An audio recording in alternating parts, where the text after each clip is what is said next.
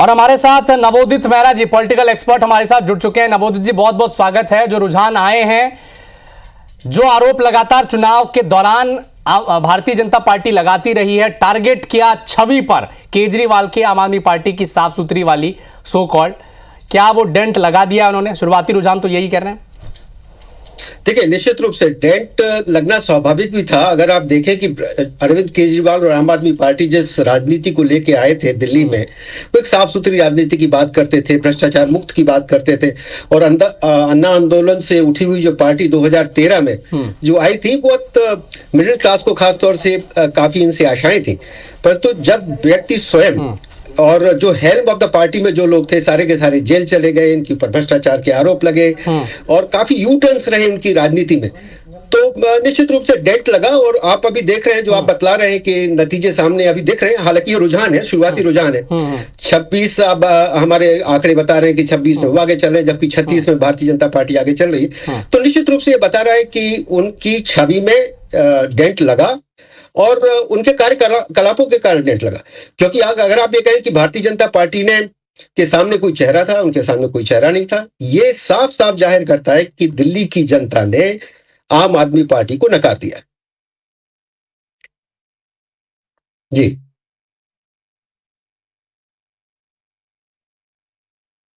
आपकी आवाज चली गई सर। वो पीछे चल रही है। फिर से बोलेंगे थोड़ा सा। मेरा साहब, जो बड़ा उलटफेर रुझानों में देखने को मिला, जो बड़े पोस्टर बॉय थे, केजरीवाल, सिसोदिया साहब, ये सब पीछे चल रहे हैं अब। आतिशी खुद मुख्यमंत्री। देखिए, यही बात है कि जितनी उनकी जो फ्रंट लीडरशिप थी, उसके ऊपर आरोप बहुत लगे और उसी के कारण इन्होंने अपनी क्रेडिबिलिटी, अपनी मान्यता खो दी जनता के सामने। और ये हालांकि कहते रहे कि हमको फंसाया जा रहा है। सही, एक जब आप आंदोलनकारी समाज से आते हैं, आंदोलनकारी अपने आप को बताते हैं, तो गवर्नेंस में कहीं कमी हो जाती है। और शायद गवर्नेंस में कमी के कारण एलजी से लगातार टकराव होते रहा, केंद्र से लगातार टकराव होते रहा, अपने ऊपर भ्रष्टाचार के सारी लीडरशिप के ऊपर आरोप लगते गए, तो उनको अपने आप को बचाना, डिफेंड करना बड़ा मुश्किल चल रहा था। और जनता में एक विश्वास सा हो गया कि इनको सिर्फ लड़ना है, इनको अपने आंदोलन की जो एक भूख है वो सिर्फ सामने लानी है, और कार्यकलापों में, गवर्नेंस में कमी रह गई। आप देखें दिल्ली की सड़कों का क्या हाल है, पानी का क्या हाल है, यमुना जी का क्या हाल है। तो ऐसे कई मुद्दे हैं, पॉल्यूशन का क्या हाल है, जिससे जनता त्रस्त आ चुकी थी। और वो भावना अब आप देखेंगे कि नतीजों में सामने आ रही है। हालांकि ये रुझान है, हम बार बार ये कहेंगे कि रुझान है, और 1-2 घंटे में शायद पूरी स्थिति क्लियर हो जाएगी। परंतु हाँ, ये साफ बता रहा है 2636 के आंकड़े कि ये त्रिकोणीय मुकाबला नहीं था, और ये सीधी सीधी फाइट अब हो रही है आम आदमी और भारतीय जनता पार्टी के बीच में।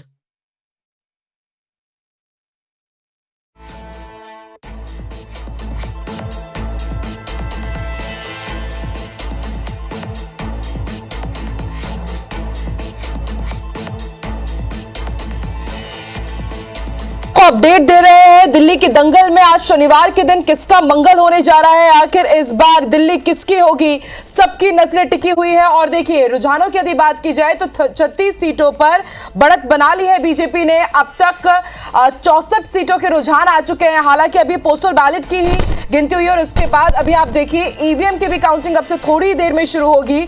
और दिल्ली में इस बार किसका मंगल होने जा रहा है, 36 सीटों पर अभी बढ़त बनी हुई है। भाजपा की हर एक अपडेट आप तक हम पहुंचा रहे हैं और नवोदित जी भी हमारे साथ लगातार जुड़े हुए। नवोदित जी, क्या समझा जाए, कब तक तस्वीर क्लियर हो जाएगी? क्या यही जो रुझान है, हालांकि अभी पोस्टल बैलेट की है, यही नतीजों पर इंटैक्ट हो पाएंगे क्या? देखिए, मुझे लगता है कि हमको लगभग 11 साढ़े 11 तक पूरी तस्वीर सामने आ जाएगी। हालांकि कुछ वोटिंग की संख्या और गिनने को बाकी रहेगी। ये रुझान हो सकता है इन ऑल लाइक्लीहुड की यही कैरी रहे। अगर आप पिछले चुनाव की बात करें, जब 2020 में चुनाव हुए तो आपको 54% के आसपास वोट मिले थे और उनको 62 सीटें मिली थी। भारतीय जनता पार्टी को 38% वोट मिले थे और उनको 8 सीटें मिली थी, जबकि कांग्रेस कहीं नहीं थी, वो 0 पे थे। तो इस रुझानों से तो ये जाहिर हो रहा है कि भारतीय जनता पार्टी ने काफी बढ़त बनाई हुई है, एक बात। दूसरी बात, जो मध्यम वर्ग था, जो वाल्मीकि वोट था, जो दलित वोट था, इस बार उसमें फोड़ हुई है, उसमें बंटवारा हुआ है और वो भारतीय जनता पार्टी के पक्ष में आया है। और इसीलिए शुरुआती के रुझान ये बतला रहे हैं कि 36 सीटों में भारतीय जनता पार्टी आगे चल रही है और जबकि आप सिर्फ 26 में सिमट के रह गई। और जब रुझान आई थिंक 1 घंटे के बाद और हम देखते रहेंगे इन रुझानों को, तो भारतीय जनता पार्टी को लीड बनाने की संभावना काफी है। और इसी परिप्रेक्ष्य में आपको एक बात और बताऊं कि 13 लगभग जो लीडिंग एग्जिट पोल निकले थे उसमें भी भारतीय जनता पार्टी को लोगों ने बढ़त बनाने की बात कही थी। नवोदित जी, आपसे ये भी समझना चाहेंगे कि अभी देखिए जैसा कि पोस्टल बैलेट की गिनती हो रही है और जब पिछले बार हमने देखा था जब आम आदमी पार्टी वर्सेस बीजेपी थी दिल्ली चुनाव की, तब पोस्टल बैलेट में तब आम आदमी पार्टी रुझानों में आगे चल रही थी। तो क्या समझा जाए कि जो सर्विस सेक्टर अभी तक जो कहता है कि ये बीजेपी के साथ रहा है लेकिन दिल्ली में हमेशा ये आम आदमी पार्टी के साथ रहा है, तो क्या इस बार उलटफेर यहां भी हुआ? देखिए, उलटफेर के पीछे बहुत से कारण है। अगर आप इसकी विवेचना करें तो एक जो मास्टर स्ट्रोक जो बजट का आया था, जो समझा जाता था कि वाल्मीकि समाज, दलित समाज और मिडिल क्लास, और उस मिडिल क्लास में खासतौर से महिलाएं आम आदमी के पक्ष में वोट किया करते थे और उसमें मिडिल क्लास में काफी शिफ्ट हुआ है, यहां तक कि वाल्मीकि समाज में भी शिफ्ट हुआ है वोटों में, जो भारतीय जनता पार्टी के पक्ष में गया है। और मिडिल क्लास को सबसे बड़ी राहत इस बजट में मिली, जिसको हम कहते हैं कि प्रो मिडिल क्लास बजट, काफी अंतराल के बाद हमको देखने को मिला। तो वो मुझे लगता है कि मिडिल क्लास को वोट शिफ्ट करने में बजट का एक अहम हिस्सा रहा है। नवोदित जी, आपसे ये भी समझना चाहेंगे कि आपने बजट का तो एक्सप्लेन किया, इसके साथ ही महिला फैक्टर इस बार बहुत माना जा रहा था और इस बार पुरुषों से ज्यादा दिल्ली में महिलाओं ने भी वोट किया है और जो पिछली सरकारें बनी उसमें हमने देखा है कि किंगमेकर साबित हुई है महिलाएं। तो जिस तरह से महिला सम्मान, प्यारी दीदी भाजपा की तरफ से अलग कि आपको 21,000 रुपए अलग से प्रेग्नेंट वुमेन्स को दिया जाएगा और महिलाओं को अलग से 2,500 रुपए दिया जाएगा, तो क्या ये मास्टर स्ट्रोक या महिला फैक्टर यहां पर भी साबित हो सकती है दिल्ली में किसकी भी सरकार बनेगी? आपने बिल्कुल ठीक कहा कि महिलाओं का एक अलग सेक्टर बन गया है जो काफी समय से इग्नोर किया जा रहा था और अब महिलाओं के वोट काफी इंपॉर्टेंस रखते हैं, महत्व रखते हैं किसी भी पॉलिटिकल पार्टी को जिताने में। और उसमें कई योजनाएं, भारतीय जनता पार्टी की अपनी योजनाएं हैं, लखपति दीदी की अलग योजनाएं हैं, लाडली बहना की अलग योजनाएं हैं, परंतु आप देखें कि दिल्ली में उस तरह की योजना काफी सफल नहीं हो पाई। अगर आप खास तौर से बात करें आम आदमी पार्टी की, तो यहां ये बार बार कहते हैं कि एलजी ने हमारी कई योजनाएं को रोक दिया। ठीक है साहब, मान लेते हैं कि योजनाओं को रोक दिया, परंतु क्या वो डिलीवरी आपकी पंजाब में हुई? आपने कहा था कि 1,000 रुपया प्रति महिलाओं को देंगे, आपने नहीं दिया। तो वो सारी कार्यकलाप या उनकी non delivery Bharatiya Janata party ने इस बार बहुत साफ तरीके से लोगों को बताया कि ये डिलीवरी वाले लोग नहीं है, ये गवर्नेंस वाले लोग नहीं है। और इन्होंने, भारतीय जनता पार्टी ने एक मैसेज कैरी किया कि हम डिलीवर कर सकते हैं, हम गुड गवर्नेंस देंगे, हमारा केंद्र से कोई टकराव नहीं होगा। तो मुझे लगता है कि महिलाएं निश्चित रूप से एक बड़ा फैक्टर है और उनकी जो डिलीवरी है, उनको जो देने वाली बातें थी जो योजनाओं के तहत, वो डिलीवरी में आप सक्षम नहीं हो पाया। ठीक है नवोदित जी, और देखिए इस बार जो मेल परसेंट था वोटिंग का 60.21% था और फीमेल्स का 60.92 था, ज्यादा अंतर नहीं था। लेकिन क्या ये जो वोट डिफरेंस रहा है फीमेल वर्सेस मेल्स में, क्या यही इस बार कुछ कमाल कर जाएगा दिल्ली में? क्या 27 साल से जो बनवास था बीजेपी का वो खत्म होगा? आपसे ये भी समझना चाहेंगे नवोदित जी कि प्रधानमंत्री नरेंद्र मोदी जब 29 जनवरी को गए थे, उन्होंने सभा को संबोधित किया तो उन्होंने कहा था कि मुझे दूसरी जगह, दूसरे राज्यों में तो जनता का सेवा करने का मौका मिला है, लेकिन अब आप दिल्ली एक बार मौका दे करके देखिए। तो दूसरी तरफ केजरीवाल ये कह रहे थे कि मुझे फंसाया गया है, एक विक्टिम कार्ड खेला जा रहा था, हालांकि वो अपने आप को दिल्ली का बेटा भी बता रहे थे। तो क्या समझा जाए, जनता का सेवा वर्सेस दिल्ली का बेटा, पड़ला भारी क्या जनता की सेवा की? जैसे कि रुझान अभी बता रहे हैं, प्रधानमंत्री नरेंद्र मोदी ने मौका मांगा तो इस बार दिल्ली की जनता ने मौका दिया भी। मुझे लगता है आकांक्षा जी, आप सही बोल रही हैं कि प्रधानमंत्री को इस बार मौका देने के लिए जनता आतुर दिख रही है। अगर आप जमीनी तौर पे देखें, आम आदमी पार्टी को, खासतौर से अरविंद केजरीवाल को लगभग 10 वर्ष दिए जनता ने, और इन विगत 10 वर्षों में अगर आप देखें तो दिल्ली की जो हालत है, चाहे वो पॉल्यूशन की बात हो, चाहे वो रोड सड़कों की बात हो, या निकायों की बात हो, सफाई की बात हो, फ्लाईओवर्स की बात हो, अभी भी लोग मुझे माफ करिएगा परंतु शीला दीक्षित को लोग याद करते हैं कि उन्होंने गवर्नेंस अच्छी दी थी, उन्होंने काफी इंफ्रास्ट्रक्चर में बढ़ोतरी की थी और 27 साल का एक गैप भारतीय जनता पार्टी को रहा है तो इनको डिलीवरी का उतना काम नहीं मिला। और प्रधानमंत्री लगता है मुझे कि वो एक अपना मैसेज दे पाए दिल्ली की जनता को कि आप मुझे मौका दीजिए, डबल इंजन की सरकार हम लेके आएंगे और यहाँ पर दिल्ली को हम पुनर्जीवित करेंगे। और इसी उद्देश्य को लेके जो अभी देखिए अब 36 से 42 उनके रुझानों में आगे चल रहे हैं और इससे साफ जाहिर होता है कि दिल्ली की जनता ने शायद मन बना लिया है। हम लोग अभी वेट करेंगे, हम लोग रुकेंगे जब तक रिजल्ट नहीं आ जाते, परंतु शुरुआती के रुझानों से साफ जाहिर हो रहा है कि दिल्ली की जनता ने प्रधानमंत्री मोदी को अपना विश्वास दिया है। वाकई अभी इंतजार करना होगा। अभी ये शुरुआती रुझान है, 27 साल बाद क्या इस बार दिल्ली के द्वार भाजपा के लिए खुलने वाले हैं? क्या इस बार भाजपा कमल खिला पाएगी दिल्ली में? सबकी नजरें टिकी हुई है। कांग्रेस क्या कमाल कर पाएगी, ये भी बहुत जानना जरूरी हो जाता है। देखिए नवोदित जी, अभी यदि बात की जाए तो कांग्रेस 2 सीटों पर आगे चल रही है और यह कहा जा रहा था कि कांग्रेस कैसा परफॉर्म करेगी उस पर आम आदमी पार्टी का परफॉर्मेंस बहुत हद तक यहां पर डिपेंड करेगा। वोट कटवा पार्टी कांग्रेस को कहा जा रहा है। आम आदमी पार्टी की तरफ से भी कहा गया कि भाजपा की बी पार्टी है। तो ये कितना बड़ा फैक्टर आप मानते हैं इस बार, क्योंकि कांग्रेस ने इस बार दमखम तो लगाया वाकई? आकांक्षा जी, आपने बहुत सत्य बात कही और बिल्कुल तथ्यों पे आप बात कर रहे थे। जब हम भी विचार करते थे, विवेचना करते थे तो लगता था कि ये त्रिकोणीय मुकाबला होगा और उस त्रिकोणीय मुकाबले पे अगर आप देखें 2013 ले लें, 15 ले लें, 20 ले लें या कोई भी चुनाव ले लें आप, तो यह समझा जाता था कि आम आदमी पार्टी का जन्म कांग्रेस के वोट के ऊपर हुआ है, बिकॉज उन्होंने उनका वोट शिफ्ट कर लिया था। अब वो इसीलिए अभी का चुनाव 2025 का चुनाव बहुत अहम था कांग्रेस के लिए, कांग्रेस को जीवित रखने के लिए, क्योंकि लग रहा था कि ये अपना वोट बेस शायद वापस आम आदमी पार्टी का लेंगे, क्योंकि भारतीय जनता पार्टी का वोट अपना इंटैक्ट था। लास्ट टाइम भी उनको लगभग 39% वोट मिले थे और कांग्रेस का वोट प्रतिशत 8% के आसपास सिमट कर रह गया था 2020 में। तो अगर आप उस विवेचना को लें, ये हमारा अनुमान था कि वो अपना वोट बेस वापस लेंगे, परंतु रुझानों से नहीं लग रहा। एक बात, दूसरी बात, अगर आप 13 के 13 जो लीडिंग एग्जिट पोल थे, उन्होंने अभी 3-2-1 ही कांग्रेस को दिखाया था, जो अभी दिख रहा है। और नवोदित जी, कांग्रेस की यदि बात की जाए तो हमने ये पूरे प्रचार के दौरान भी देखा कि राहुल गांधी वर्सेस अरविंद केजरीवाल दिख रहा था। राहुल गांधी अटैक तो करते थे प्रधानमंत्री नरेंद्र मोदी पर, भाजपा पर, लेकिन उतना नहीं जितना आम आदमी पार्टी पर किया जाता था। तो क्या जनता एक ये भी समझ रही है कि अपने कन्वीनियंस के हिसाब से लोकसभा चुनाव में तो आप एकजुट हो जाते हैं, लेकिन जब विधानसभा चुनाव की बारी आती है, राज्यों की बारी आती है, तो आप अलग हो जाते हैं? तो एक वो भी मंशा इस वोटिंग के जो अभी रुझान सामने आ रहे हैं उससे भी जनता ने क्या क्लियर की है? आप आकांक्षा जी, आप फिर सही आपने ऑब्जर्वेशन किया है। देखिए, एक तरफ आप राष्ट्रीय स्तर पे एक इंडिया गठबंधन आपने बनाया, इंडी गठबंधन बनाया, और जब राज्य स्तर पे चुनाव होना शुरू हो जाते हैं तो वहां पर इश्यूज आने शुरू हो जाते हैं। इसीलिए अगर मैं ये कहूं और आप मुझे इजाजत दें कि जब हम बात करते हैं कि नवोदित जी, मैं आपको रोकना चाहूंगी क्योंकि इस वक्त दिल्ली की तमाम 70 सीटों पर रुझान आ चुके हैं।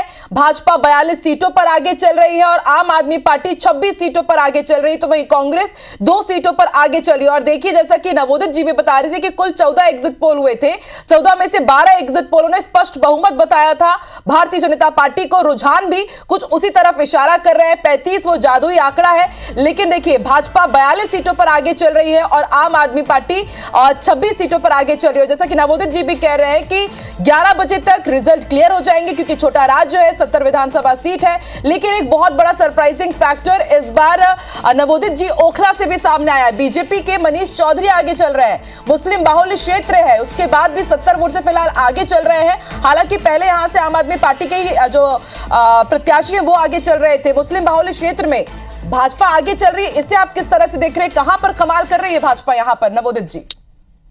देखिए, अमानुतुल्लाह खान वहां से खड़े हुए थे आम आदमी पार्टी की तरफ से, और वहां पे ओवैसी ने भी अपना एक कैंडिडेट खड़ा किया था। तो वो ओवैसी का खड़ा होना वो मुस्लिम वोट को डिवाइड कर रहा है, जबकि भारतीय जनता पार्टी का वोट कंसोलिडेट हो रहा है। ये साफ इस सीट से दिख रहा है।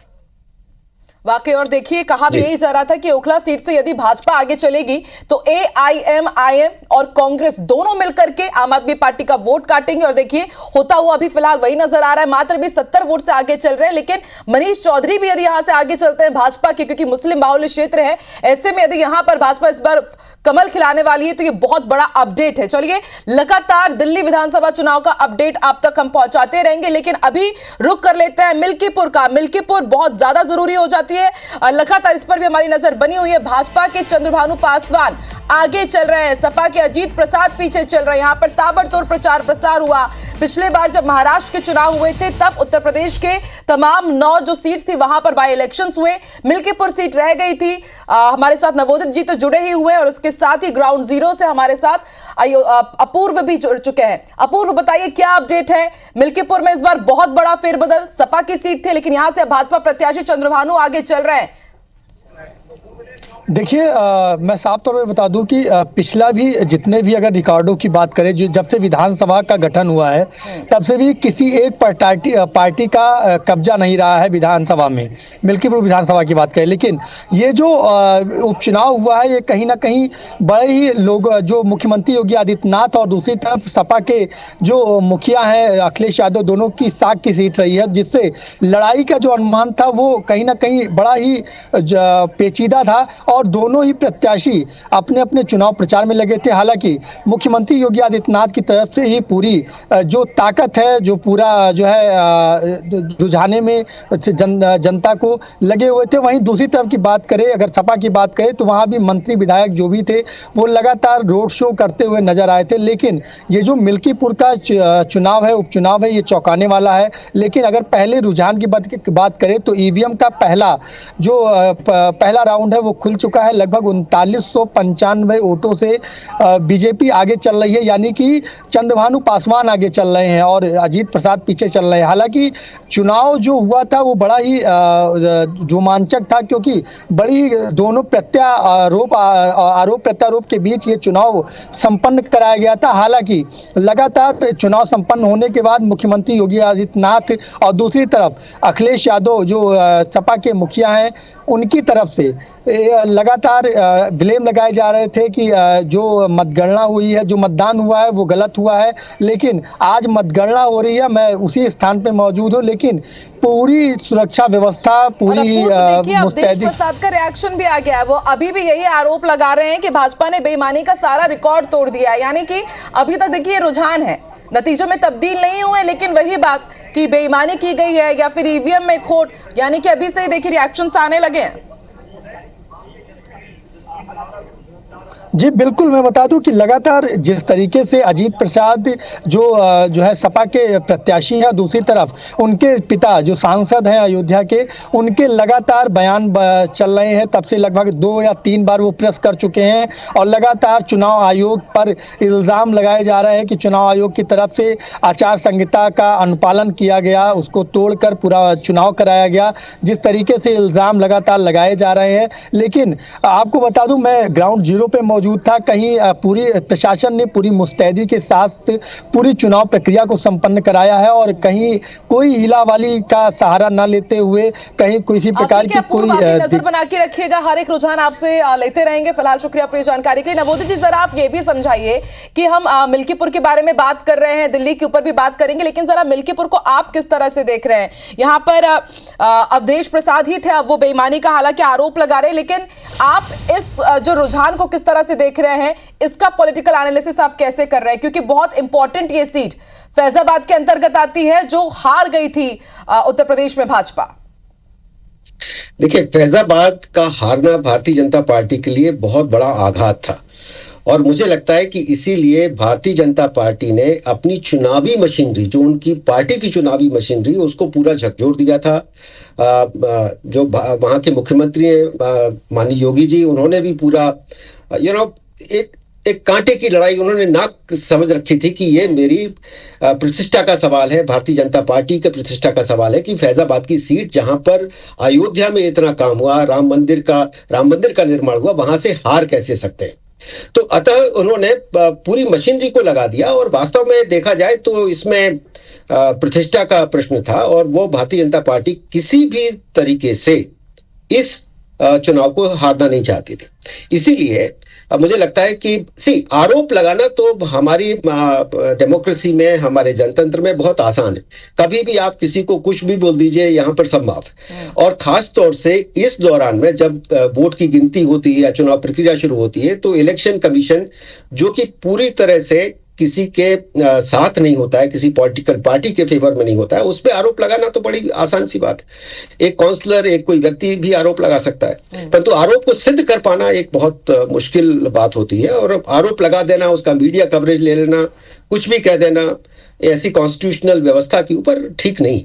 ठीक है, तो देखिए लगातार हम ना सिर्फ मिल्कीपुर उपचुनाव का रिजल्ट आप तक पहुंचा रहे हैं, दिल्ली का भी हर एक अपडेट आपको दिखा रहे हैं, और अब फटाफट आपको दिल्ली का जितना भी लेटेस्ट अपडेट है अपने दर्शकों तक वो पहुंचा दे। करावल नगर से कपिल मिश्रा 3100 वोट से आगे चल रहे हैं। शाहदरा से बीजेपी के संजय गोयल 506 वोट से आगे चल रहे हैं। और लेकिन बड़ी बात यह है कि आम आदमी पार्टी के जो पोस्टर बॉय थे और जो बड़े बड़े चेहरे थे वो पीछे चल रहे हैं। बीजेपी के कपिल मिश्रा 3100 वोट से आगे। बड़ी बात यह है कि करावल से पहले आम आदमी पार्टी की तरफ से ये चुनाव लड़ते थे और अब ये भाजपा की तरफ से इस बार चुनाव लड़ रहे हैं। और देखिए एक राहत भरी खबर है पूर्व डिप्टी सीएम मनीष सिसोदिया के लिए। जंगपुरा से अब ये आगे हो गए हैं। अभी तक भाजपा प्रत्याशी यहां से आगे चल रहे थे और अब मनीष सिसोदिया ने फिर से यहां पर लीड ले ली है। जैसा कि हमने आपको बताया था, अब तक पोस्टल बैलेट की गिनती हो रही थी और अब ईवीएम के वोट की काउंटिंग शुरू हो गई, लेकिन अरविंद केजरीवाल अब भी पीछे चल रहे हैं। जंगपुरा से मनीष सिसोदिया आगे हो गए। नवोदित जी, इससे आप किस तरह से देख रहे हैं? क्या माना जाए कि ईवीएम में अब एक एक करके जब काउंटिंग होगी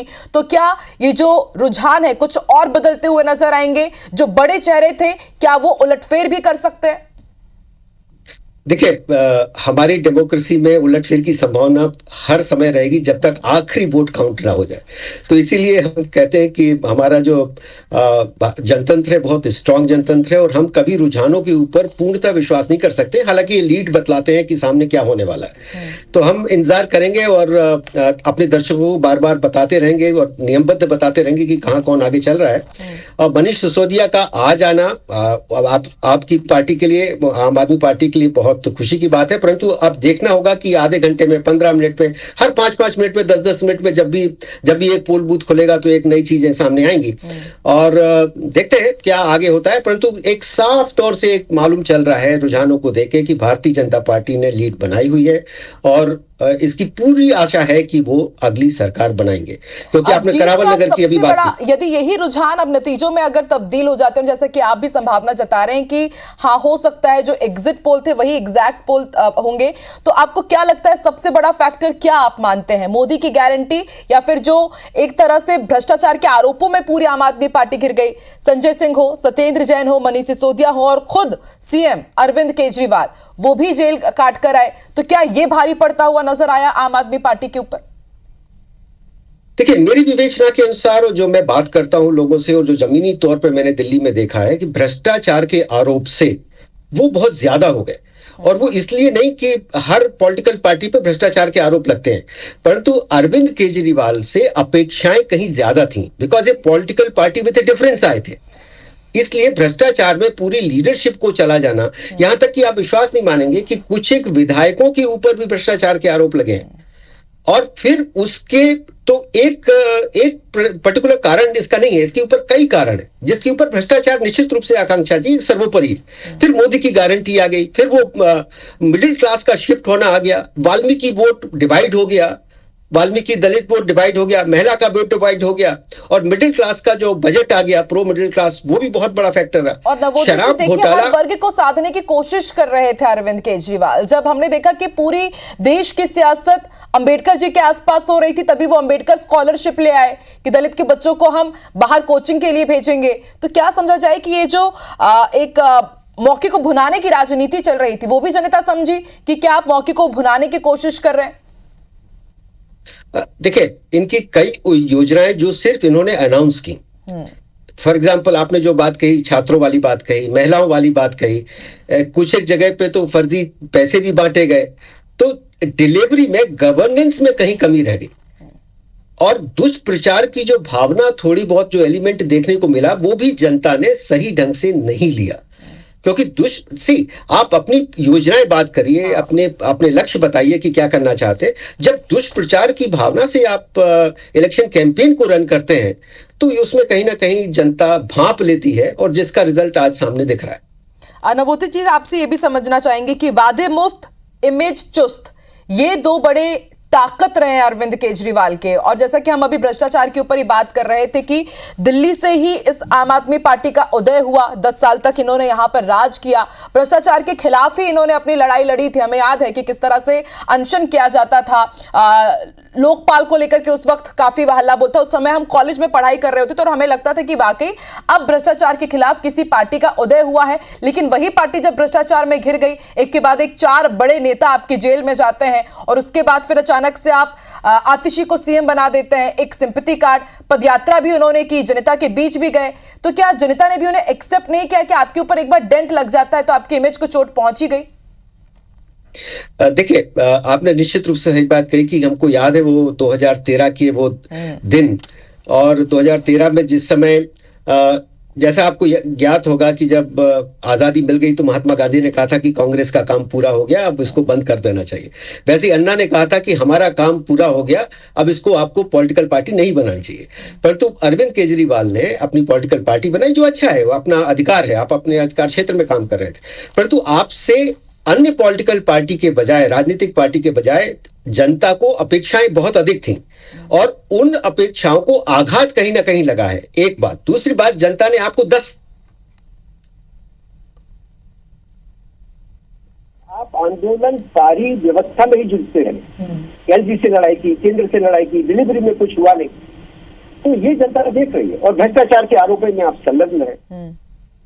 बिल्कुल, कई तो वो उसका तो फर्क पड़ा। शीश महल को लेकर के भाजपा ने घेरा, और जैसा कि आपने कहा कि केंद्र सरकार से बार बार लड़ना, और क्या एक एक्स फैक्टर ये भी माना जाए, यदि यही जो रुझान है नतीजों में स्पष्ट होते हैं कि इस बार जनता ने एक बार फिर मौका देने की कोशिश की है कि ठीक है, 1998 से भाजपा को सत्ता नहीं मिली है, 5 साल में 3 बार उन्होंने सीएम बदले, सुषमा स्वराज आखिरी भाजपा की वहां पर सीएम थी, तो क्या अब ये माना जाए कि डबल इंजन की सरकार पर भी जनता मुहर लगाना चाहती है कि हाँ ठीक है, जिसकी राज्य में सरकार रहेगी उसकी केंद्र में भी सरकार है, तो जनता को भी अच्छे से मौका वहां पर मिल पाएगा, दिल्ली विकास करेगी। और देखिए आकांक्षा जी, आपने अभी बात जो की, बड़ी जनता की पल्स की आपने बात कही है कि जनता यही चाहती है कि आप केंद्र और राज्य सरकार में कोई कॉन्फ्लिक्ट ना हो, आपस में वो लड़ते ना रहे और डिलीवरी में विश्वास रखें।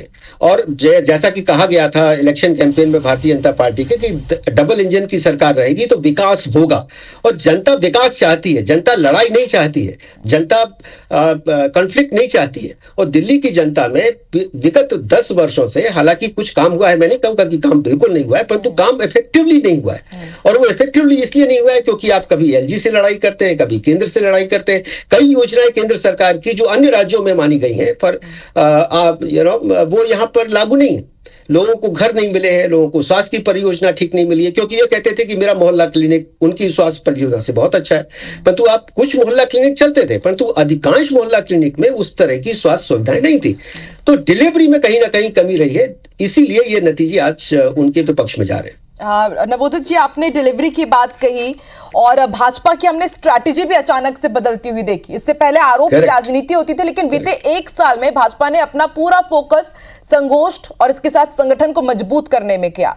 लेकिन अभी भी एक बहुत बड़ा सवाल है कि बहुत बड़ा फेस नहीं है बीजेपी का वहां पर। उन्होंने मोदी के चेहरे पर ही वहां पर जंग लड़ी है, और रुझानों में भी बात की जाए तो 42 सीटों पर आगे चल रही है और आम आदमी पार्टी 27 सीटों पर आगे चल रही है। तो क्या मोदी के फेस पर ही जनता ने मुहर लगाई है, और अब एक बड़ी विडंबना बीजेपी के सामने है कि आगे किसे किया जाएगा सीएम फेस के लिए, यदि यही जो रुझान है नतीजों में तब्दील होंगे तो? आकांक्षा जी, आपने 2 बहुत स्पष्ट बातें कही। एक तो स्ट्रेटजी की बात कही भारतीय जनता पार्टी की, और चेहरे की बात की। मैं पहले स्ट्रेटजी की बात करता हूं। अगर आपको ज्ञात होगा, जो हमने स्टूडियो में भी बात की थी, कि जब भारतीय जनता पार्टी ने कैंपेन शुरू करने के पहले शीश महल का मुद्दा बड़ी जोर शोर से उठाया था, और हमारी आईबीसी के ऊपर कार्यक्रम भी हुआ था उसको लेके ना। उसकी स्ट्रेटजी को जब देखा गया कि जनता इसको शीश महल के मुद्दे को ठीक से नहीं ले रही है, तब इन्होंने विकास की बातें करना शुरू कर दी। और शीश महल का मुद्दा मेन इलेक्शन कैंपेन में नहीं रहा। प्रधानमंत्री ने कभी भी शीश महल शायद एक आध बार उसकी बात की थी, अदरवाइज उन्होंने बात नहीं की थी। फिर उन्होंने योजनाएं की बात की कि हम डिलीवरी क्या करेंगे, और पॉजिटिव कैंपेन की तरफ वो लोग आ गए। अब मैं बात करता हूं चेहरे की। तो चेहरे में अगर आप देखें तो चेहरा इस चुनाव में 2025 के दिल्ली विधानसभा चुनाव में चेहरा मुद्दा कहीं नहीं रहा। याद करिए आप, जब पिछला जो चुनाव हुआ था तो अरविंद केजरीवाल के पोस्टर आते थे, अरविंद केजरीवाल या कौन। इस बार उस तरह की कैंपेन नहीं चलाई आम आदमी पार्टी ने, तो चेहरे के ऊपर ये चुनाव नहीं हुआ है, क्योंकि उनको भी मालूम है कि अतिशी उन्होंने खड़ी कर रखी थी। तो चेहरे का चुनाव, मुझे लगता है कि चेहरा इस चुनाव में मुद्दा नहीं था कि उसको लीड कौन करेगा। यहां बात हो रही थी डिलीवरी की, यहां बात हो रही थी गुड गवर्नेंस की, यहां बात हो रही थी कि कॉन्फ्लिक्ट कौन नहीं करेगा, यहां बात हो रही थी कि जनता को राहत कैसे दी जा सकती है, सड़कें कैसे ठीक की जाएंगी, गंदगी कैसे ठीक की जाएगी। तो मुद्दे ज्यादा हावी थे, चेहरा पीछे था। और चेहरा जब पार्टी लीड करेगी और उनके पार्लियामेंट्री पोल डिसाइड करेंगे कि चेहरा कौन सामने आए। आपने नवोदित जी साफ सफाई की बात कही और इसे खुद अरविंद केजरीवाल ने एक्सेप्ट किया कि मैंने 3 वादे पूरे नहीं किए। एक तो 24 घंटे स्वच्छ पानी नहीं दे पाया, यमुना का पानी साफ नहीं हो पाया और दिल्ली की सड़कों को मैं वर्ल्ड क्लास नहीं बना पाया। उन्होंने इसे एक्सेप्ट भी किया था। बात हम जरा यमुना की साफ सफाई की करते हैं, क्योंकि इसको लेकर के आखिर में हमने बहुत सियासी वार पलटवार देखा है। योगी आदित्यनाथ ने केजरीवाल को निमंत्रण दे दिया कि आप यमुना पर डुबकी लगाइए। हरियाणा के ऊपर यह आरोप लगा दिया गया कि जहर मिलाया जा रहा है, नायब सैनिक का पानी पीना और फिर उसके बाद जहर मिलाने के आरोप क्या बैकफायर कर गया आम आदमी पार्टी के ऊपर, अरविंद केजरीवाल के ऊपर? क्योंकि आखिर तक में देखिए एफआईआर भी हो गई जिस दिन वोटिंग होनी थी। आकांक्षा जी, आप 100% you are on the point. जो इन्होंने जो सोचा था, देखिए अरविंद केजरीवाल ने बड़े ही चातुर्य अपना के यमुना की बात कही, क्योंकि बार बार अगर आपको स्मरण होगा कि भारतीय जनता पार्टी ये बोला करती थी कि यमुना गंदी है, तो उन्होंने एक नया तुर्रा छोड़ा जिससे यह मालूम चला कि यमुना गंदी का कॉन्सेप्ट चेंज कर दिया, उसने नैरेटिव चेंज किया। परंतु उस नैरेटिव चेंज करने की सबसे बड़ी बात यह हुई कि उन्होंने ये बात गलत बोल दी कि जहर मिलाया गया।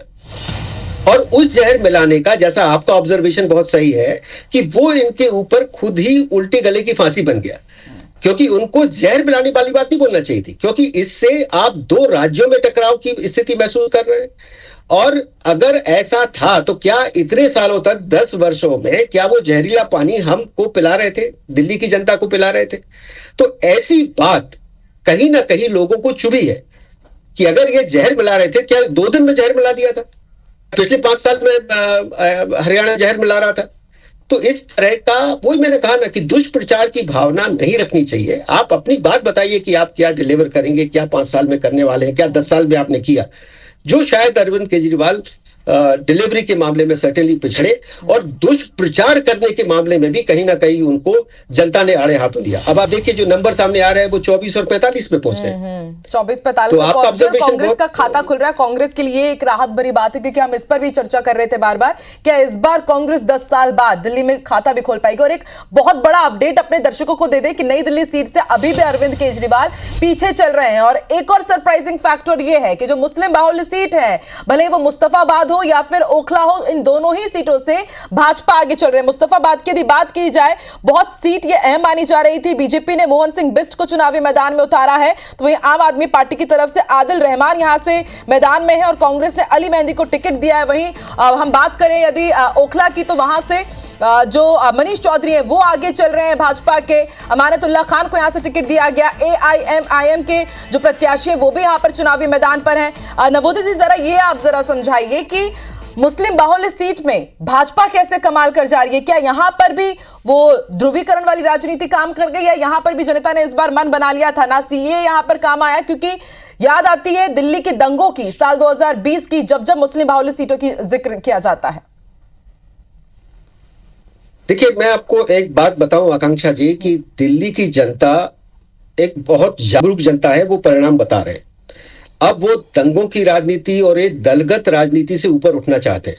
अगर ये देखें कि मुस्लिम बाहुल्य क्षेत्र में भारतीय जनता पार्टी आगे जा रही है, एक तरफ कंसोलिडेशन निश्चित रूप से हुआ होगा, परंतु मुस्लिम जनता भी ये समझ रही है कि हमको विकास चाहिए, हमको जातिगत राजनीति से ऊपर उठना होगा, धर्म की राजनीति से ऊपर उठना होगा।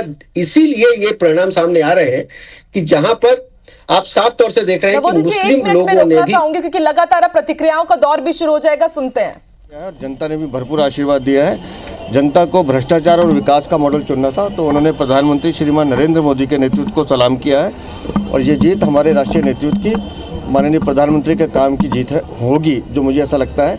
निस्संदेह हम दिल्ली में डबल इंजन की सरकार बनाएंगे। सर, जितने बड़े नेता आम आदमी पार्टी के वो चुनाव हारते हुए नजर आ रहे हैं। केजरीवाल भी पीछे हैं, मनीष सिसोदिया भी पीछे हैं, मुख्यमंत्री भी पीछे हैं। देखिए, हम सुबह से एक बात कह रहे हैं कि हमने दिल्ली का चुनाव दिल्ली के मुद्दों पर लड़ा है। हम अरविंद केजरीवाल से बार बार भ्रष्टाचार की बात पूछते थे, शीश महल की बात पूछते थे, शराब घोटाले की बात पूछते थे, टूटी हुई सड़कों की बात करते थे, सीवेज के ओवरफ्लो की बात करते थे, गंदगी की बात करते थे, गंदे पानी की बात करते थे। लेकिन अरविंद केजरीवाल इन मुद्दों से भागते थे। वो इस चुनाव को लुभाने की और वादों पे, झूठे वादों पे लाने की कोशिश कर रहे थे। दिल्ली की जनता ने दिल्ली के दर्द को समझा है और उस दर्द का जो निवारण है वो भारतीय जनता पार्टी कर सकती है। इस उम्मीद के साथ उन्होंने माननीय प्रधानमंत्री को वोट दिया। सीएम फेस कौन होगा? देखिए, हमारे लिए ये विषय गौण है। हम पहले भी कह चुके हैं, भारतीय जनता पार्टी का कार्यकर्ता मुख्यमंत्री बनेगा, केंद्रीय नेतृत्व तय करेगा इसको। इस बार आपको उम्मीद है कि इस बार आपकी सरकार बन जाएगी? बिल्कुल बनेगी। दिल्ली बीजेपी अध्यक्ष वीरेंद्र सचदेव को आप सुन रहे थे। इन्होंने 5 फरवरी को यानी कि मतदान वाले दिन भी यही कहा था कि डबल इंजन की सरकार जनता चुनेगी और अभी फिर से अपनी बात को वो दोहरा रहे हैं। उनका यही कहना है कि हम दिल्ली की दर्द को लेकर के जनता के सामने गए थे, हमने दिल्ली के मुद्दों पर बातचीत की और देखिए आज जनता ने मुहर लगाया है डबल इंजन की सरकार पर। नवोदित जी लगातार हमारे साथ जुड़े हुए। नवोदित जी, वीरेंद्र सचदेव दिल्ली बीजेपी अध्यक्ष, इन्हें कितना बड़ा आप एक किरदार मानते हैं जो इस वक्त हम देख पा रहे हैं कि रुझानों में 45 सीटों पर आगे भाजपा चल रही है और 24 सीटों पर सिमटती हुई आम आदमी पार्टी? देखिए, संगठन निश्चित रूप से बहुत बड़ा हाथ होता है किसी भी पार्टी को जिताने के लिए और किसी भी कैंडिडेट को जिताने के लिए। तो वीरेंद्र सचदेवा ने निश्चित रूप से बहुत मेहनत की है विगत वर्षों में और वो आज सामने दिख रहा है। परंतु इसके पीछे कई मुद्दे और भी हैं। जो टावरिंग फिगर, जो टावरिंग नेता हैं, जो बहुत विशाल नेता के रूप में आदरणीय मोदी जी हैं, उनका चेहरा अपने आप में बहुत बड़ा है और मोदी जी का चेहरा, पार्टी के कार्यकर्ताओं का काम, संघ का भी काम, इसमें अगर आपको मालूम होगा कि राष्ट्रीय स्वयंसेवक संघ भी काफी बढ़ चढ़ के हिस्सा लिया, उन्होंने काफी बैठकें वगैरह भी की हैं। और अगर आप पृष्ठभूमि में जाएं तो लोकसभा की सातों चीजें भारतीय जनता पार्टी ने जीती थी। तो इनकी जो मशीनरी थी, भारतीय जनता पार्टी की चुनावी मशीनरी थी, वो पूरी तरह से मुस्तैद थी और जिसकी डिलीवरी आज नतीजों में परिणत हो रही। अब आप देखिए 20 और 49 हो चुके हैं। धीरे धीरे आपका रुझान नीचे जा रहा है और भारतीय जनता पार्टी का ऊपर की तरफ आ रहा है और हो सकता है कि ये कहीं 50 का आंकड़ा तय न कर ले। और देखिए, ये सिर्फ हमारे रुझान नहीं है, इलेक्शन कमीशन के रुझानों की यदि बात की जाए तो आम आदमी पार्टी 6 सीटों पर आगे चल रही है और बीजेपी को अब तक 52% वोट मिल चुके हैं। यानी कि वोट परसेंट जो है भाजपा का वो भी बढ़ रहा है और आम आदमी पार्टी की यदि बात की जाए तो करीब 40% जो वोट परसेंट है वो अब तक कांग्रेस का है। रुझानों की यदि बात की जाए तो 49 सीट्स पर लगातार यह आंकड़ा बढ़ रहा है भाजपा के पक्ष में। 49 सीट्स पर आगे अभी चल रही है बीजेपी और 20 सीट्स पर आगे चल रही है आम आदमी पार्टी और कांग्रेस मात्र 1 सीट। और इलेक्शन कमीशन की यदि वेबसाइट की बात की जाए तो भाजपा को 52% यहां पर अभी तक वोट परसेंट है उनका और इलेक्शन कमीशन के मुताबिक आम आदमी पार्टी का 40.2%। तो लगातार अपडेट हम आपको बता रहे हैं। अब रुझान तो यही कह रहे हैं कि इस बार भाजपा के लिए दिल्ली दूर नहीं है। लगातार 6 बार चुनाव हारती आई और अब 7वीं बार पूरे 27 साल बाद दिल्ली के दरवाजे शायद भाजपा के लिए खुलते हुए नजर आ रहे हैं। रुझान तो यही कुछ कह रहे हैं और 14 में से 12 एग्जिट पोल ने भी यही बताया था कि इस बार भाजपा को पूर्ण बहुमत मिलेगा दिल्ली में। और देखिए, दिल्ली में कमल का फूल 27 साल बाद खिलता हुआ नजर आ रहा है। तो नरेंद्र मोदी के नाम पर भाजपा ने इस बार वोट मांगा, यही कहा कि आप डबल इंजन की सरकार पर मुहर लगाइए। अरविंद केजरीवाल के ऊपर करारा प्रहार किया गया। एक से बढ़कर एक मुद्दे यहां पर भाजपा ने भुनाए, चाहे वो शीश महल का हो, चाहे वो शराब घोटाले का हो, भ्रष्टाचार का हो, यमुना नदी की साफ सफाई का हो। मध्य प्रदेश की सीएम डॉक्टर मोहन यादव भी कुछ कह रहे हैं, सुनते हैं। महाराष्ट्र, दिल्ली के बाद के चुनाव भी केंद्र के चुनाव की तरह ही जा रहा है। एक वितंडावाद पूरे प्रदेश और देश में फैलाया था गुमराह करने के लिए। इन सबको सबक है अपने आप में कि वो अपने अंदर झांक के देखे।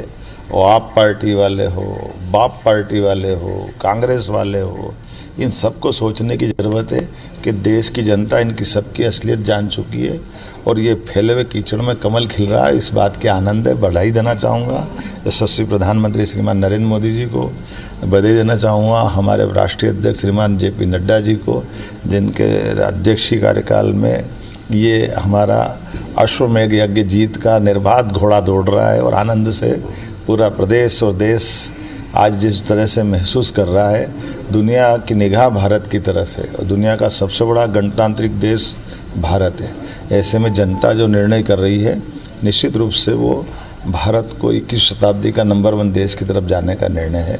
मेरी अपनी ओर से बधाई। आम आदमी पार्टी के चेहरे थे अरविंद केजरीवाल CM के, वो खुद पीछे चल रहे हैं, आतिशी पीछे चल रहे हैं। देखो, जनता सब जानती है, जब आपको कोर्ट नहीं मानते हो, कचहरी नहीं मानते हो, जनता कोई बात नहीं मानते हो, लगातार झूठ बोलते हो, तो झूठ के और भूत के पाँव नहीं होते, ये इनको धड़ाम से ज़मीन पे आना ही पड़ता है, तो ये चलेंगे भी नहीं और जनता ने देख लिया।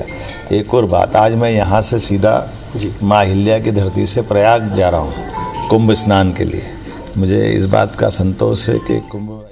तो डॉक्टर मोहन यादव को आप सुन रहे हैं, मध्य प्रदेश के CM हैं और जापान से लौटने के बाद इन्होंने दिल्ली में ताबड़तोड़ प्रचार किया था और उस वक्त भी इन्होंने यही कहा था कि जैसे मध्य प्रदेश में डबल इंजन की सरकार जनता ने बनाई है, इसी तरह दिल्ली में भी एक बार फिर डबल इंजन की सरकार बनने जा रही है। और इसके साथ ही जरा अपने दर्शकों को यह भी बता दें कि उमर अब्दुल्ला मुख्यमंत्री हैं ये जम्मू कश्मीर के, और इससे पहले भी इन्होंने कंसर्न जताया था कि आप बताइए कि आखिर इंडिया गठबंधन क्या कर रहा है, ठीक से बैठक नहीं हो पा रही है, क्या दिशा और दशा होगी इंडिया गठबंधन की, आपको बताना होगा। और अब उन्होंने ट्वीट किया है, उसमें लिखा है और लड़ो आपस में, बाकायदा एक वहां पर साधु की तस्वीर है, जिफ उसका काफी वायरल हो रहा है, जी भर कर लड़ लो, समाप्त कर दो एक दूसरे को, ये रिट्वीट किया गया है उमर अब्दुल्ला की तरफ से। नवोदित जी हमारे साथ लगातार जुड़े हुए हैं। नवोदित जी, उमर अब्दुल्ला इससे पहले भी उन्होंने कंसर्न जताया था कि आखिर इंडिया गठबंधन क्या कर रहा है, यदि आप एक साथ हैं तो वो क्लियर कीजिए, एक साथ नहीं है तो फिर इस गठबंधन को कोलैप्स कर देना चाहिए। और अभी उन्होंने ट्वीट भी किया है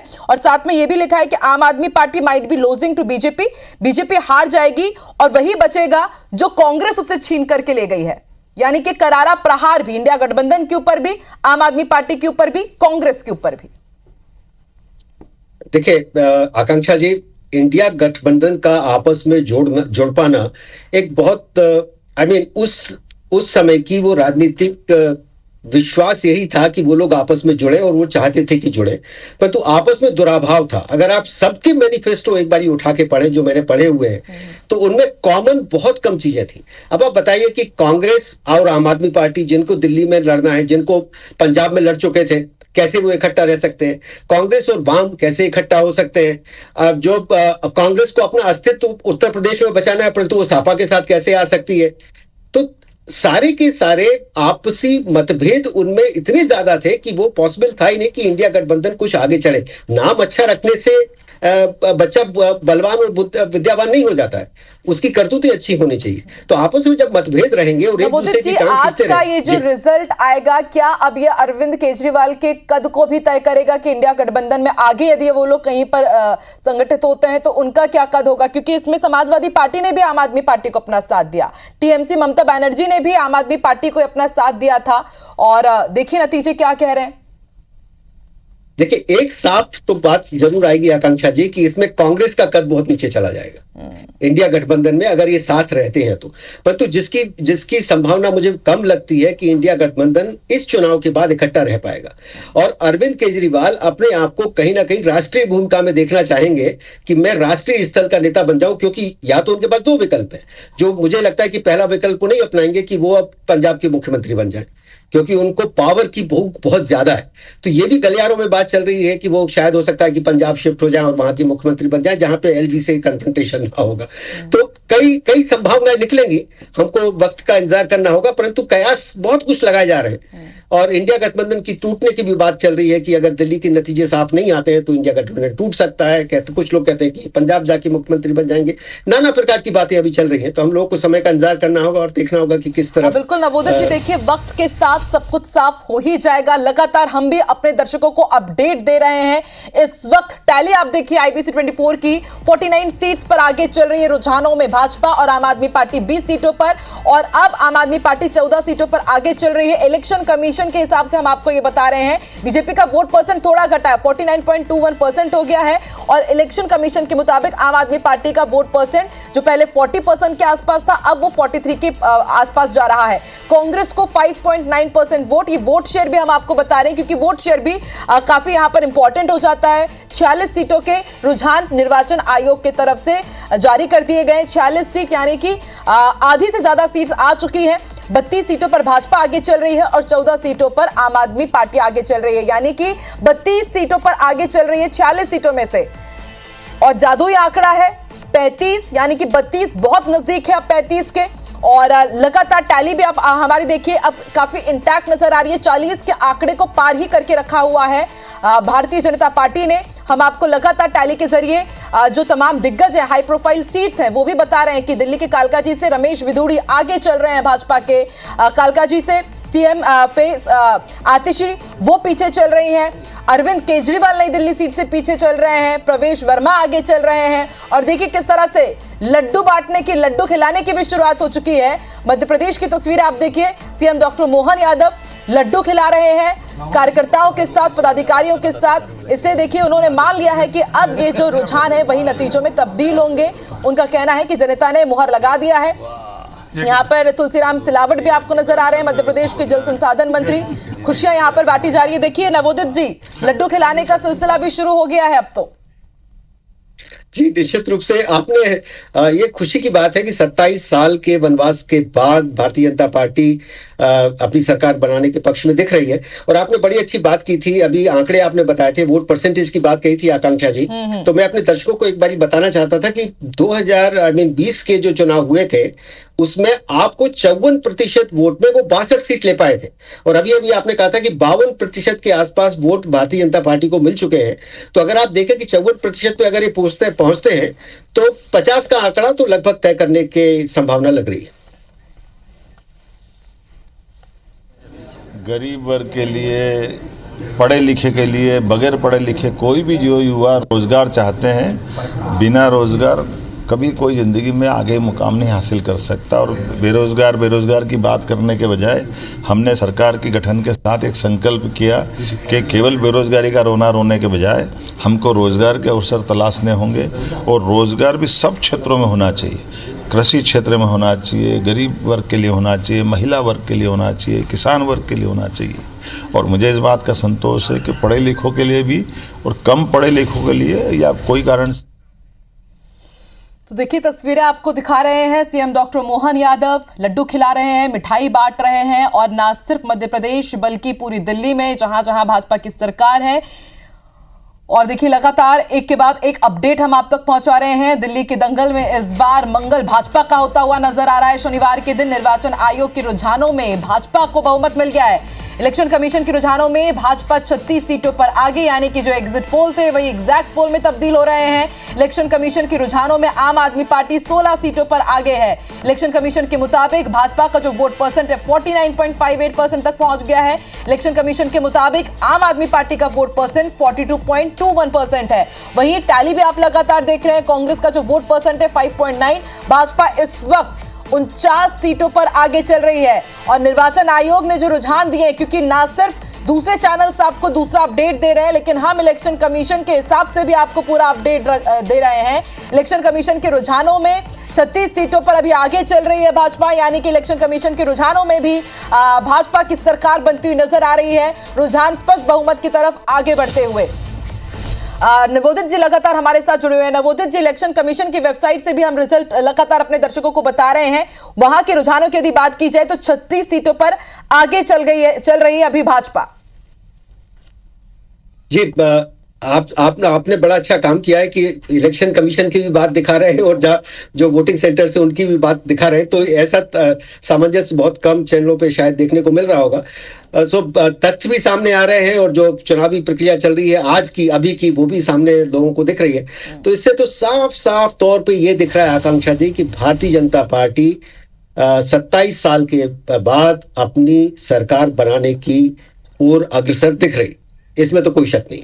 और आम आदमी पार्टी को बहुत बड़ा धक्का लगा है। और जैसा कि आपने भी ऑब्जर्व किया टाइम टू टाइम कि उनका शीर्ष नेतृत्व भ्रष्टाचार के आरोपों में ऐसा संलग्न था जो जनता ने माना, जो जनता की अदालत ने सही किया। और अरविंद केजरीवाल खुद बोलते थे कि अगर मैंने यमुना साफ नहीं की तो मुझे वोट मत देना। शायद कहीं ना कहीं लोगों ने मान लिया कि अगर आप खुद अपने आप को मानते हो कि आप अपनी डिलीवरी में फेल हुए हो तो फिर जनता ने भी आपको नकार दिया है। जो नतीजे साफ लगातार चर्चा हम कर रहे हैं नवोदित जी, दिल्ली विधानसभा चुनाव पर तो हमारी नजर बनी हुई है, लेकिन बहुत जरूरी हो जाता है अपने दर्शकों को उत्तर प्रदेश के उपचुनाव के बारे में भी अपडेट दे दे। अयोध्या की मिल्कीपुर विधानसभा सीट पर बहुत बड़ा उलटफेर हुआ है। भाजपा प्रत्याशी 10,000 वोटों से आगे चल रहे हैं और देखिए बीजेपी प्रत्याशी चंद्रभानु पासवान लगातार बढ़त बनाए हुए हैं। 3 राउंड की गिनती पूरी हो चुकी है, 10,000 वोटों से आगे चल रहे हैं। और भाजपा का यह कहना है कि अयोध्या में सपा ने राम का अपमान किया था, जनता उसका बदला ले रही है। इस पर सांसद अवधेश प्रसाद ने पलटवार किया और कहा कि भाजपा ने बेईमानी का रिकॉर्ड तोड़ दिया है। मिल्कीपुर क्योंकि अयोध्या फैजाबाद के अंतर्गत ये सीट आती है, इसलिए सबकी नजर इस पर टिकी हुई थी कि आखिर मिल्कीपुर में क्या होने वाला है, क्या समाजवादी पार्टी इस सीट को रिटेन कर पाएगी। लेकिन बहुत बड़ा उलटफेर, पिछले चुनाव में समाजवादी पार्टी को यहां से जीत मिली थी, जो यहां से विधायक जीते थे अवधेश प्रसाद। उन्होंने लोकसभा चुनाव उन्होंने लड़ा और उसके बाद वो लोकसभा वहां से जीते भी। और अब आप देखिए ये सीट भाजपा के खाते में जाती हुई नजर आ रही है। नवोदित जी लगातार हमारे साथ जुड़े। नवोदित जी, 3 राउंड की गिनती पूरी हो चुकी है, 10,000 की लीड ले चुके हैं। अब क्या माना जाए, यहां से भाजपा की जीत क्या तय ही है? देखिए, मुझे तो लगता है कि मिल्कीपुर विधानसभा सीट भारतीय जनता पार्टी के पक्ष में जाने के पूरे आसार नजर आ रहे हैं, क्योंकि वहां पर सपा ने, देखिए आज सपा इन नतीजों के आने के बाद, रुझानों के आने के बाद आपने आरोप प्रत्यारोप लगाना शुरू कर दिए और एक विक्टिम मिल जाता है इलेक्शन कमीशन कि इलेक्शन कमीशन में धांधली हो गई। अगर हम जीत रहे होते तो इलेक्शन कमीशन बहुत अच्छा था, हारने लगे तो इलेक्शन कमीशन खराब हो गया, ये धांधली कर दी, वो धांधली कर दी। ये मैंने कई बार लोगों को बोला है कि इलेक्शन कमीशन जैसे कॉन्स्टिट्यूशनल ऑफिस में जब तक आपके पास पूरे सबूत ना हो, इस तरह के दुष्प्रचार से कि मैं नहीं पढ़ना चाहिए, क्योंकि जनता भी इस बात को जानती है कि खिसियानी बिल्ली खंबा नोचे वाला जो एक मुहावरा है वो सिर्फ सार्थक होते नजर आता है। तो कहीं ना कहीं मिल्कीपुर में अगर आप देखें तो आप ये क्यों नहीं मानते हैं कि हमसे कहीं ना कहीं गलती हुई है, हमसे कहीं ना कहीं डिलीवरी में गलती हुई है, हम कहीं जनता को विश्वास में नहीं ले सके। जबकि भारतीय जनता पार्टी ने फैजाबाद की सीट हारने के बाद अपना पूरा प्रयत्न किया, पूरी प्रयास लगाए कि हमको ये सीट को जीतना ही जीतना है, और उन्होंने कई रूपों में, कई स्तर पर अपना काम किया। अपना जो चुनावी मशीनरी का जो आखिरी कार्यकर्ता है, मैं उसमें आने वाली थी कि बीजेपी ने बूथ माइक्रो मैनेजमेंट किया। कैडर बेस्ड पार्टी किस तरह से काम करती है वो हमने दिल्ली में देखा है कि घर घर जाकर के उन्होंने बताया कि भाजपा आपके लिए किस तरह से काम करेगी। और जैसे कि आपने आरएसएस का जिक्र किया, यही हमने देखा था हरियाणा में, यही हमने देखा महाराष्ट्र में। बीच में कुछ खबरें भी आई कि भाजपा और आरएसएस के बीच में ऑल इज नॉट वेल, लेकिन आप देखिए जब से इनके बीच में फिर से सामंजस्य हुआ है, एक के बाद एक राज्य तो जीत ही रहे हैं। वो राज्य भी जहां पर 27 साल का वनवास था, रुझान अभी कुछ यही इशारा कर रहे हैं। तो यानी कि चुनाव प्रचार जो आक्रामक रहा, जो कार्यकर्ताओं ने काम किया, उसका ये रुझान है कि 49 सीट्स पर अभी भाजपा आगे चल रही है। निश्चित रूप से आकांक्षा जी, तो एक चुनाव की जो प्रक्रिया होती है, आप ये कहें कि उम्मीदवार के चेहरे पे अकेला चुनाव मिलता है, नहीं। पार्टी के मैनिफेस्टो पे चुनाव अकेला मिलता है, नहीं। एक पूरी प्रक्रिया होती है जिसके कारण एक मिठाई बड़ी सुंदर सी अच्छी दिखती है और स्वाद में भी अच्छी लगती है। तो पूरी की पूरी मशीनरी परोक्ष रूप में, प्रत्यक्ष रूप में, और they're supplementary and complementary to each other, ये भी आपको मानना होगा। स्वयंसेवक संघ और भारतीय जनता पार्टी और उनके कार्यकर्ता, तो एक जो पोल बूथ का जो अरेंजमेंट था, कार्यकर्ता तक वापस, कार्यकर्ता को हर वोट, हर मतदाता के पास जाना, अपने आप में बहुत बड़ी प्रक्रिया का समावेश होता है। जो पिछले चुनावों में अगर आपने ऑब्जर्व किया होगा दिल्ली में, तो आम आदमी का कार्यकर्ता वोटर्स के पास गया था। अब कई RWA जो सोसाइटी होती है दिल्ली में, उनमें आम आदमी का कार्यकर्ता गया ही नहीं।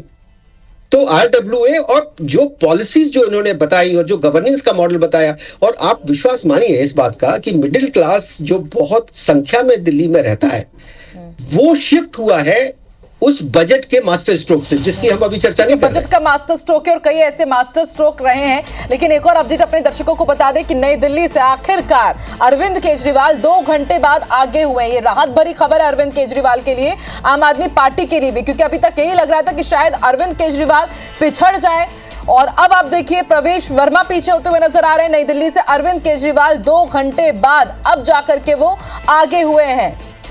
नवोदित जी, अरविंद केजरीवाल अब आगे हो गए हैं, लेकिन आतिशी अभी भी पीछे चल रही है। मनीष सिसोदिया आगे हो गए हैं, यानी कि वो चेहरे जिनके लिए ये चुनाव है, साख का सवाल बना हुआ है, यानी कि वो निकाल जाएंगे क्या चुनाव?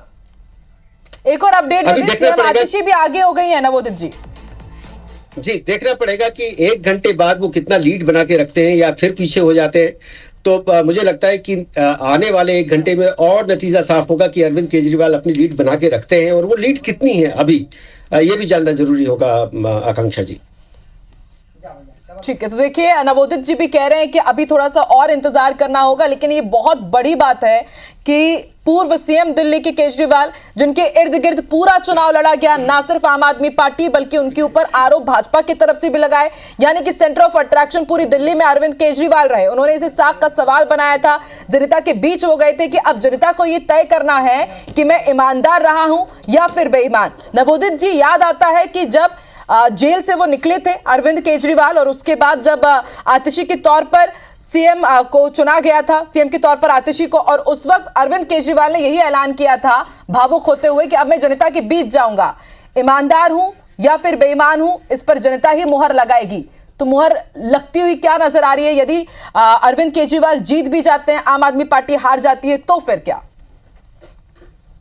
देखिए, अरविंद केजरीवाल फर्ज करें अभी के तौर पे कि वो जीत भी जाते हैं और आम आदमी पार्टी हार जाती है, तो ये जनता ने तो ये मोहर लगा दी कि आप अब इस आपका मतलब आम आदमी पार्टी अभी इस भारत सरकार बनाने के घेरे में नहीं है और वो सरकार नहीं बना पा रही है। तो ये समझा जाएगा कि आम आदमी पार्टी को नकार दिया गया है, और आम आदमी पार्टी का नकारना मतलब अरविंद केजरीवाल की जो पॉलिसीज थी, जो उनका चेहरा था, उसको नकार दिया जनता ने। अगर एक सीट वो जीत भी जाते हैं और कुछ एक सीटें अगर आम आदमी पार्टी जीत जाती है और वो सरकार नहीं बना पाते हैं, तो इसका मतलब तो यही सामने आता है कि जनता ने उनको पॉलिसी को, उनके चेहरे को नकार दिया है, और इसके अलावा कुछ रह नहीं जाता।